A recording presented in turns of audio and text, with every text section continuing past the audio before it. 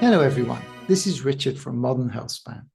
In 2020, Dr. Harold Katcher wrote about an experiment which showed a greater than 50% decrease in the epigenetic age of rats, along with improvements in physical function and biomarkers.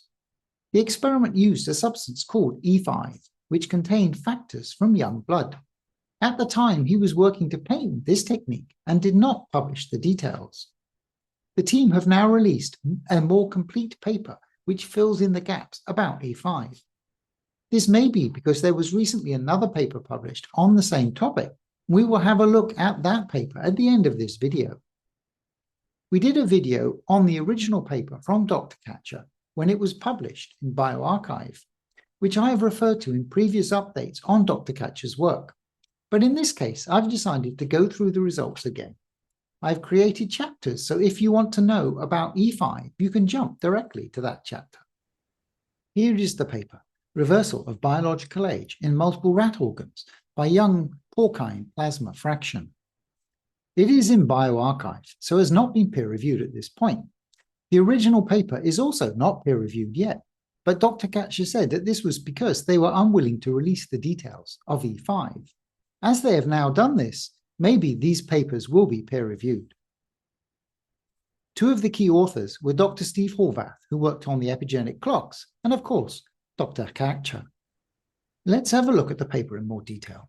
The basic premise is that young blood plasma has been shown to have rejuvenation effects in rodents. However, it was not known if this would work across species and also impact epigenetic age, implying some form of rejuvenation rather than just improving the functions of the organs. To test this, they designed 6 clocks trained on specific organs and across tissues, the pan-tissue clock, and showed that parts of the blood plasma from young pigs reduced the epigenetic age of the blood, heart, and liver by more than 50% and had a less dramatic effect on the hypothalamus. This improvement was not only in the epigenetic clocks, but also showed in the tissues and biomarkers. They also looked at glycan age, seeing a switch to a more anti-inflammatory mode, which is associated with youth. Showing the young porcine plasma significantly reversed many aspects of aging. The paper also refers to some follow-up work that Dr. Katcher did, but here is the design of the primary experiment. The study involved 18 male Sprague-Dawley rats in 3 groups, 6 30 weeks old, equivalent to a person about 30 years old, and 12 older rats aged 109 weeks, which would be somebody in their 70s. The older rats were split into a control group and a treatment group, which were 6 in each. The treated rats were injected with E5 on day 0 and day 96, though because of the quantity of E5, the treatment had to be spread over 8 days. At various times during the study, measurements were taken, including 4 assessments of learning and memory with the Barnes-Mains test. The whole experiment lasted 155 days. These are the results from the epigenetic clocks. The paper has the results for each of the 6 clocks, but the results were quite similar, so I will show only one. This is the rat pan-tissue clock. And here are the results for the blood, heart, liver, and hypothalamus. The units are in years. For the blood, heart, and liver, the epigenetic age of the treated animals was almost the same as the young controls. Averaged across the clocks, the blood reduced the age by 64.3%, liver by 74.6%, and heart by 46.5%, while the hypothalamus was reduced by 24.4%. They looked at the key biomarkers every 30 days, and for all of them, the results for the old treated rat, the orange dots, approach the levels of the young controls, the blue dots, over time. The markers show the health of various organs.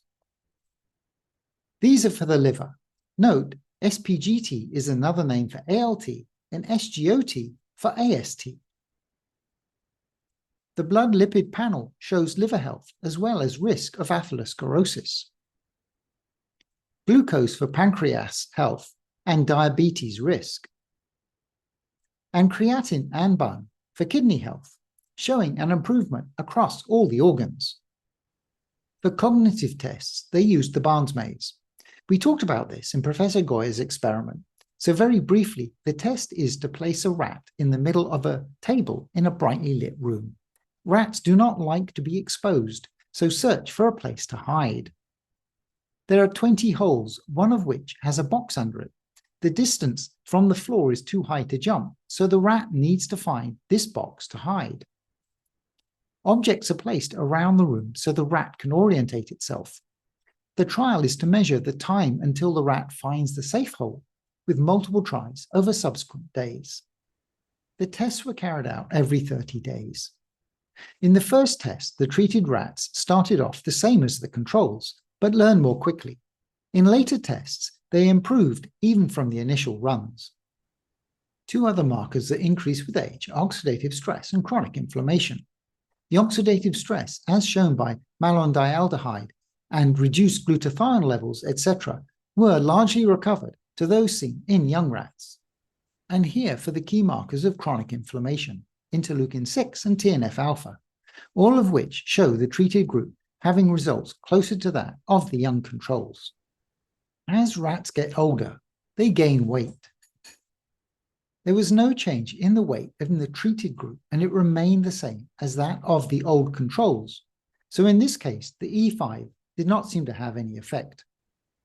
The first study was in males only, so they wanted to test how E5 worked in both sexes, and they conducted another experiment.